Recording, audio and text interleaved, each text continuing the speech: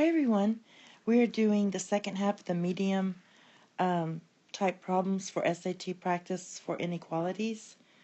Here's the word problem and we're starting the video, so I think the best thing to do is to read the problems, try to answer it, and while you're doing that, pause the video, try to answer it, and then start the video if you're having problems, and then you can kind of skip through some of the problems if you think they're easy. So this one, we have another word problem, and this one's about a lender that requires private mortgage insurance, PMI, when the buyer's down payment is less than 20% of a purchase price when you're buying a house. So to secure a mortgage, buyers also need to have additional cash on hand for closing costs and prepaid property tax. So we have the question here now. Suppose a buyer wants to purchase a $375,000 home, and they must have on hand $7,200 for closing costs and property tax. So which of the following inequalities represents the total funds, so F is the funds, the buyer must have on hand to secure that mortgage without having to pay the PMI? So basically they need 20% down of the purchase price and an additional $7,200. And so what we're going to do is look at the problem, and what we know is that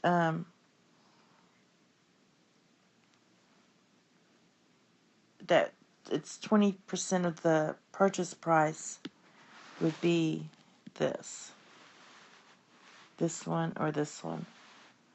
All right, it wouldn't be these two here, okay? Because you're not doing 20% of the 7,200. Okay, so now just as a matter of, are you saying is it, do you have to have more than that or less than that? So you at least need to have that, right? So the answer is going to be B.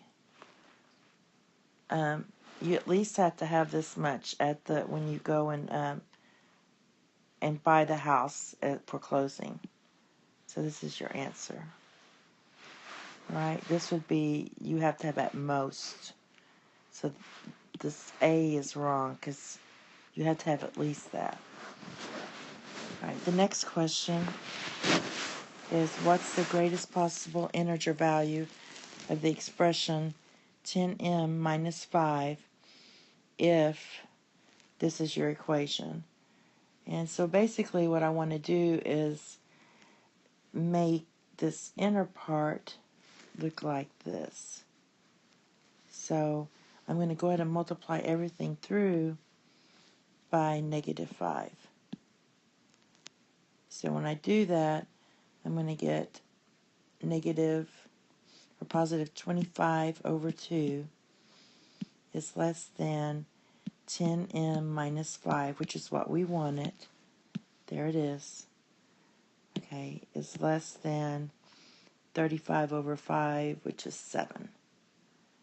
I'll just put 35 over 5 here.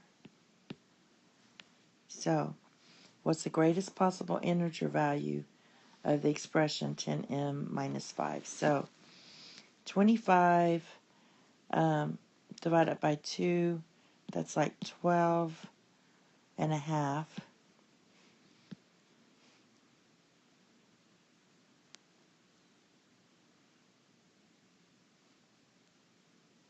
And what we're going to do is go ahead and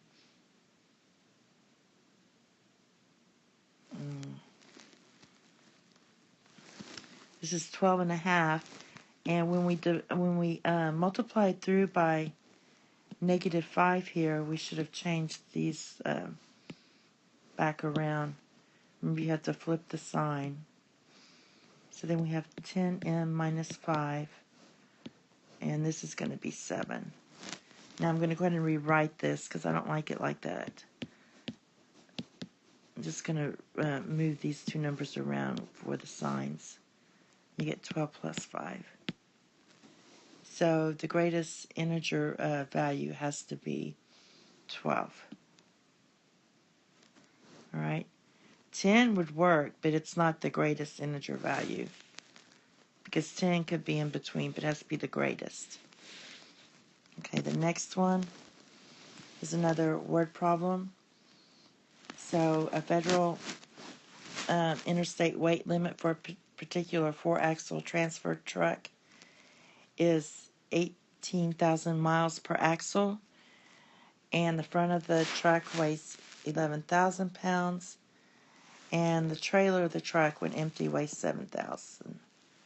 So what does the value 18,000 represent here when you have 18,000 plus X is less than or equal to 7,200, which is the legal permissible weight range for this truck. So basically, what this means is that 18,000 represents the weight of the truck before any cargo is before any of the cargo is loaded. So that's going to be answer B. That's when the trailer is empty. All right. Okay. A construction company prepares an estimate to install new.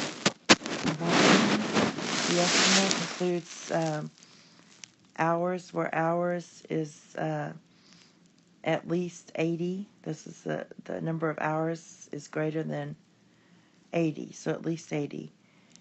The company's goal is to estimate, for the estimates to be within 8 hours of the actual number of hours of labor. So if the company meets the goal, and takes an hour of actual labor, which inequality represents the relationship between the estimated number of hours and the actual number of hours. So it has to be within the 8 hours. So basically what you're going to do is write an equation like the actual number of hours, the difference between the actual number of hours A and the number of hours H is A minus H. And we're going to do the absolute value of that because we want to keep it positive. So if the company meets their goal, the difference is going to be less than 8 hours. So we're going to put less than or equal to 8 hours. It has to be within 8 hours. It could be 8. So basically, we're going to have, in this setup, instead of writing it like this, we're going to write it like this. This is equivalent way of writing this. So there's your answer right there. Okay. We have one more. Grace can peel and slice at least, it's key, so it's greater than 10 dozen apples per hour and 15 dozen apples per hour. At least and at most. This is probably at most 15 dozen apples per hour. Based on this information, what is the possible amount of time in hours that it could take Margot to peel and slice 60 dozen apples? What we want to do on this is set it up. When you see phrases like at least and at most, consider writing inequality in the words first. So at least means greater than equal to, and at most is less than or equal to, because it means that much or less. Since Grace can peel, this is supposed to be Grace. Since Grace can peel and slice at least 10 dozen apples per hour and at most 15 dozen apples per hour, her rate is somewhere between 10 and 15.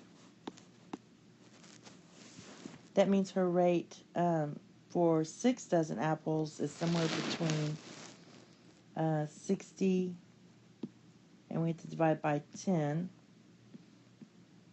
equals 6, or so basically 60 divided by 15, which equals 4.